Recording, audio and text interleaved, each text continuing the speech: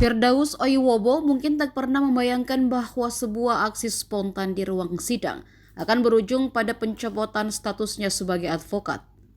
Pengacara yang kerap menjadi sorotan ini akhirnya resmi dipecat dari keanggotaan Kongres Advokat Indonesia.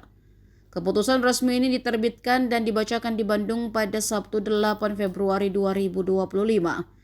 Firdaus dinilai telah merusak marwah dan etika profesi advokat akibat naik meja di sidang Rasman versus Hotman. Namun setelah dipecat, Firdaus justru kini mempertanyakan kenapa dirinya bisa berada di atas meja.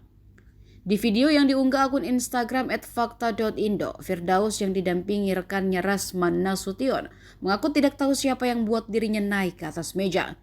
Ia hanya mengaku bahwa tindakannya itu spontan dilakukan.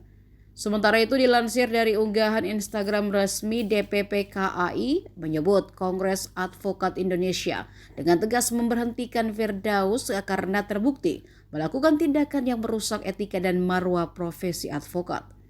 Lewat pernyataan resmi, organisasi advokat itu menegaskan bahwa tindakan Firdaus melanggar etika dan merusak citra profesi.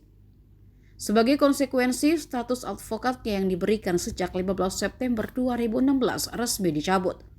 Ia pun dilarang menggunakan atribut, nama, logo, atau bendera KAI dalam bentuk apapun. Saya ingin meluruskan statement Hotman Paris yang menyatakan bahwa saya naik ke meja. Nah, secara spontan saya menunjuk beliau dan saya nggak tahu tiba-tiba saya udah nyampe atas meja mau loncat ke sana. Download Tribun X sekarang. Menghadirkan lokal menjadi Indonesia.